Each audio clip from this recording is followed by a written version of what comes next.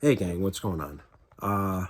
So I've been thinking about something over the course of the spring training and the WBC, as well as this off season.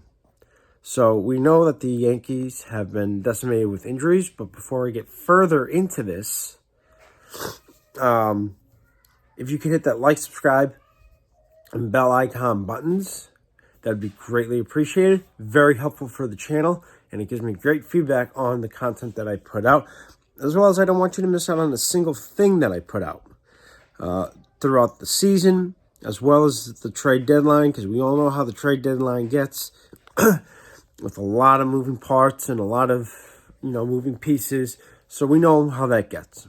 So I don't want you to miss out on anything I put out. But I was thinking, the Yankees have been decimated with injuries this spring, and it started in their pitching rotation. They lost Rodon. Luckily, he's coming back, so that's good. They lost Cortez. He's back. They just lost Sevy to a low-grade lat strain. I mean, he can't stay healthy. And that's another issue I'm going to discuss today as well.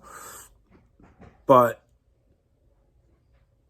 we've been decimated with injuries, and we need to figure out how to make our pitching stronger. Because remember, we can never have enough pitching. So the Yankees have two options to get more pitching.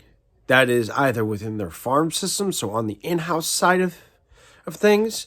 So that's going into the minors, getting a couple of our starters, calling them up to be just temporary, or making a trade. Those are the two options. Now, with that being said, the three trade targets the Yankees could go after would be Chris Flexen of the Seattle Mariners, 23-year-old pitcher, Shane Bieber of the Cleveland Guardians, a 27-year-old pitcher, starter, who happens to be their ace, and also Corbin Burns of the Milwaukee Brewers, also a 27-year-old pitcher who happens to be the ace of the Brewer staff. Now, with that being said, Chris Flexen, you could try to throw IKF in a deal and deal him to Seattle because they need us. They could always use another second baseman, and we could use the pitching. Now, Chris Flexen is 23, so he doesn't become a free agent until 2027, which means he has about 4 years of control left, team control left. 4 to 5 years of team control if you count this season as well. So that's very important that he has that much team control. Also, you've got Shane Bieber of the Guardians, who is going to cost a little bit more. Okay, so he's at middle tier. But it may be worth it because he's got 2 to 3 years of team control. And if you count this year, that would be 3 years of team control. But what that does is it gives us a solid number 3 starter who could potentially be an ace on any staff. And it gives us that cushion in the event that Rodon goes down again. So, with that being said, it's going to cost more than Chris Flexen, but it will give us that next big arm. So that could be very useful, and he's a great pitcher. So Shane Bieber is another option. Now, the top tier option would be Corbin Burns. He's a former Cy Young Award winner, and he's an ace. And he would be our number 2 if we got him. Now, with that being said, we all know the situation with him and Milwaukee. He's very unhappy with Milwaukee, hated how they handled the arbitration case, hated how they handled all that. So he wants out. He also just switched to the Boris Corporation. So we know his time in Milwaukee after this contract is more than likely done. So he will go to the highest bidder. We all know this.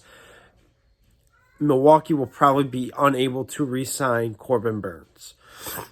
So what the Yankees could do is mind you, it's going to cost a Dominguez and a Peraza or a Dominguez and a Volpe, but it would be worth it because now you get that big arm. He's an impactful player. he could give us that cushion. He's durable. And what they could do, if they really wanted to lessen the blow, is they could do a sign and trade, a trade and sign. So they would trade for him and then have to sign him to an extension. So that's another option that they've got. Now, mind you, he's going to be the most expensive because of who he is. So he, like Shane Bieber, also has 2 to 3 years of team control, 3 if you're counting this season. And he and Bieber are both not free agents until after the 2025 season. So again, very important that we have team control. Now, moving on to the next topic, Luis Severino. I love Severino with everything, every bone in my body. Severino has all the potential, all the talent in the world, but he can't stay healthy. He, for me, needs to pitch a minimum of 175 innings before I offer him a contract extension, and he has to stay healthy.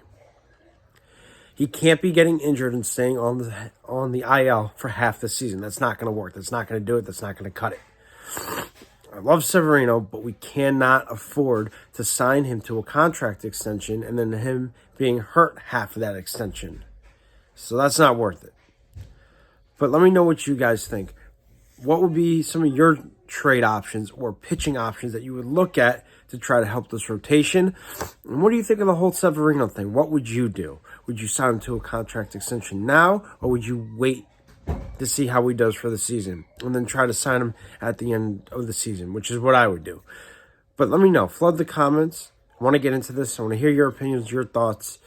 Until next time, guys, have a great rest of your day, and I'll talk to you next time.